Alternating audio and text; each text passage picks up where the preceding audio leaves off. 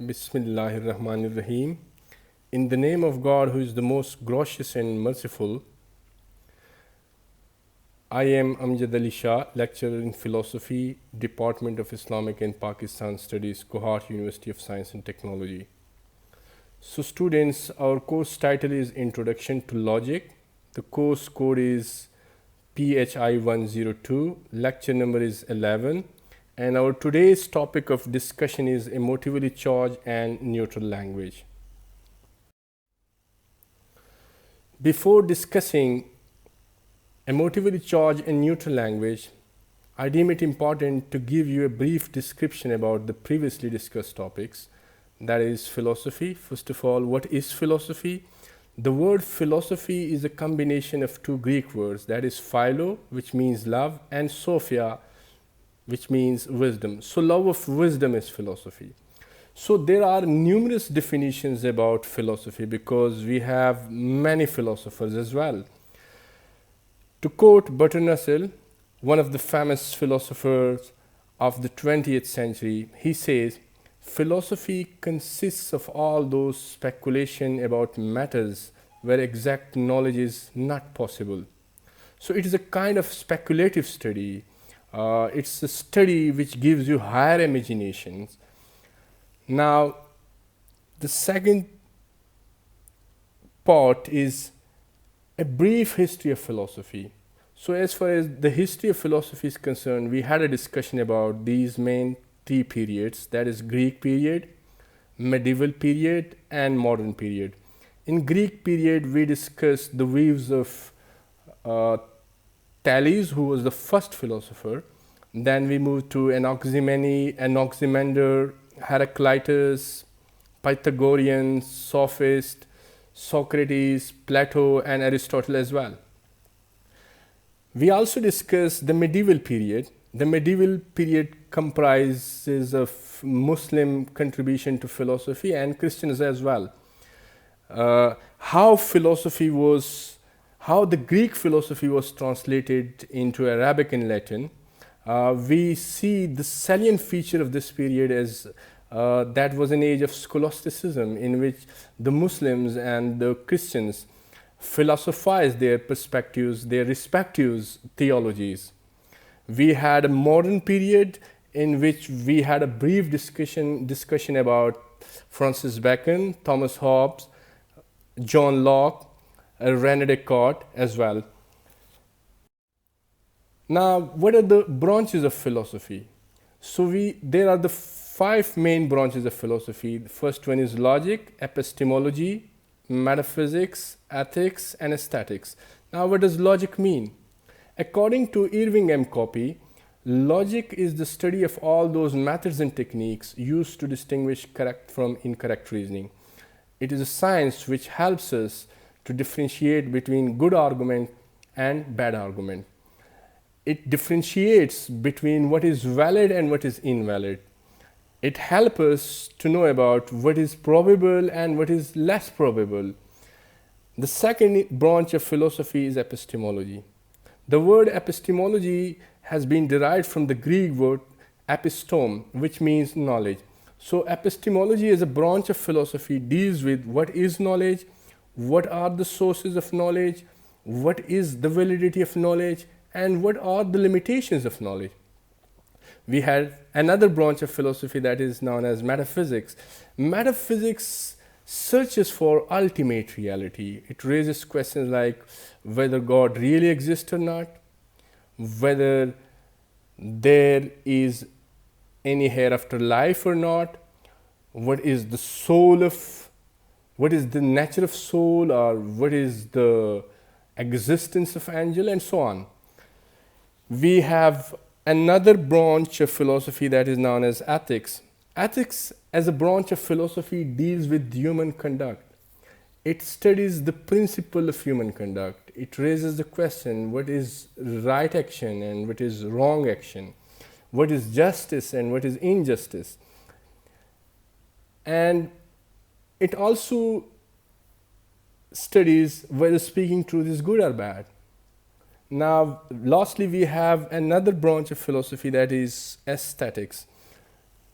Aesthetics, being a branch of philosophy, deals with beauty, with the concept of beauty. It doesn't deal with only human beauty, it deals with beauty in a very wider concept. It may apply to any object, or it may discuss the cosmic beauty as well. Now, apart from that, we had a debate about proposition and its types. We discussed in detail the difference between proposition and sentence. Proposition is a sentence which affirms or denies something, and those types of propositions are conjunctive, disjunctive proposition, hypothetical, and categorical. We have arguments and its types. What is argument? First of all, argument is a cluster of proposition. It is a kind of claim supported by some premises. And what are the different types of arguments? So the main two types of arguments are deductive and inductive. And what is the difference between deductive and inductive arguments? So we are actually have two basic concepts, that is validity and probability. Validity always applies to deductive argument. A deductive argument may be valid or invalid, while inductive argument may be highly probable or less probable. It may be weak argument or strong argument. We also had a discussion about language and its origin, and we discussed those theories about the origin of language, though it is totally lost in obscurity. We don't know what is the exact origin of language. We discussed those functions of language like informative function, expressive function, and directive function. Now, what is informative function? By informative function, we mean when language is used to inform someone, then it serves as informative function.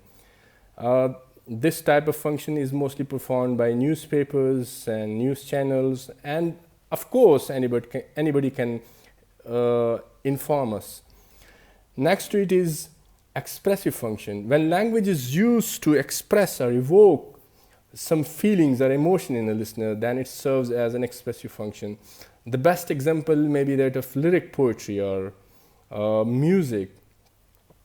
So this type of function evokes the feelings of someone, or a person may express his or her own feeling through expressive function of language. We have also directive function. By directive function, we mean when language is used to get results, then it serves as directive function. There is another definition of directive function as well, which says when language is used to cause or prevent any action, then it serves as directive function. For example, if I say close the door, and if somebody closes the door, so I am getting the result.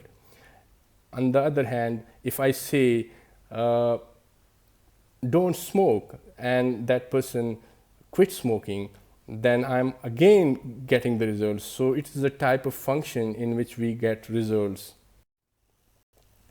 So here is our today's topic of discussion, that is emotively charged and neutral language. Now these are the outlines. What is emotively charged language and neutral language?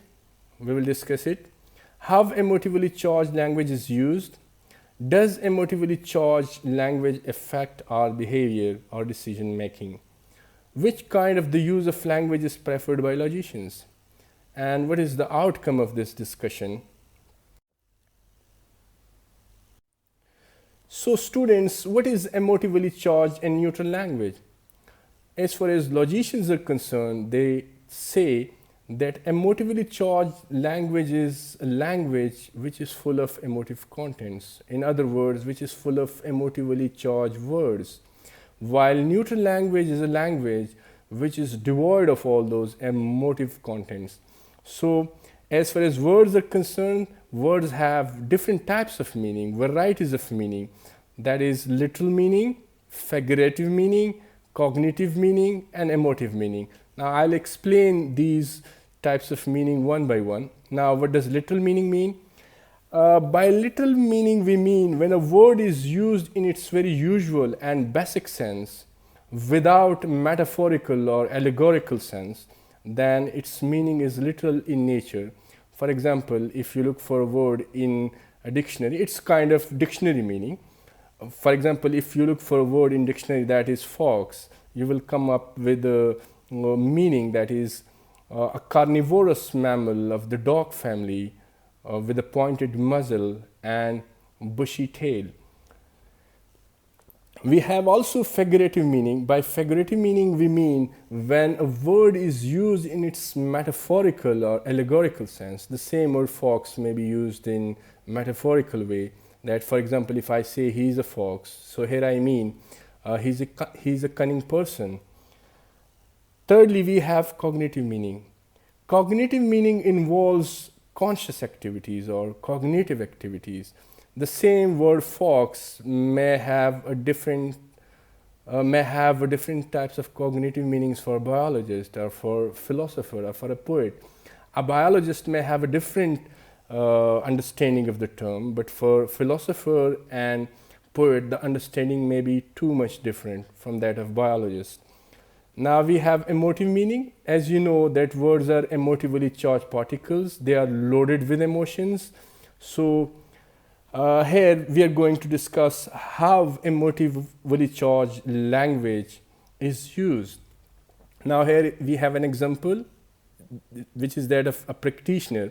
How medical practitioners euphemize reproductive organs related words. Now, in order to understand it, first of all, we must know what is euphemism. Euphemism is a kind of technique through which a harsh or a blunt word is replaced by some mild word or indirect expression. So when a medical doctor or a medical practitioner euphemizes the words, so he would be not using those trivial words. For example, if a person comes, he or she comes to a clinic of the medical practitioner, so the medical practitioner may not use those trivial words for the reproductive organs. Rather, he or she would be using medical terminology. If the medical practitioner is using the trivial words, so it may look offensive in nature, it may offend the listener. Now, how it can be used? Now, as far as the functions of meaning are concerned, so we have two basic functions of meaning. That is to convey information, and the second is to express or evoke feelings. Here we have an example. The death penalty, which is legal in 36 states, has been carried out most often in Georgia. However, since 1977, Texas holds the record for the greatest number of executions. This is the first statement. Now we have the second statement. The death penalty is a cruel and inhuman form of punishment in which hapless prisoners are dragged from their cells and summarily slaughtered only to satiate the bloodlust of a vengeful public. Again, we have the same example. The death penalty, which is legal in 36 states. So here we see the words that are highlighted in green, that is legal, 36, most often, Georgia, record. So all these words don't have any emotive impact. So it means that this statement, the first statement, is totally informative in nature. While on the other hand, we have a statement, the second statement, and we have some words like cruel, inhuman, hapless, slaughtered, bloodlust, vengeful. All these words have their own emotive impact. By cruel, we mean anyone who is causing pain willfully to other. And inhuman means a person who lacks human qualities, or a person who is barbaric in nature. And by hapless, we mean unfortunate, and so on and so forth. So we have another example. Now just compare these two statements. An African American was shot dead by security forces. So this statement is totally informative in nature, and we don't see any emotive words in this statement. And the second statement, an innocent African American was ruthlessly murdered by policemen.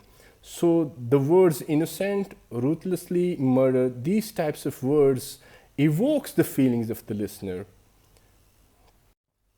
We have other examples as well, that is of politicians, demagogues, rhetoricians, religious speakers, and business advertising agencies. Now, how politicians use emotively charged language? We often see on television screen, most of the time, politicians in a talk show, whenever they are confronted with some difficult question, if he or she is not able to answer that question properly, so most of the times those politicians take the help of emotively charged language. Why?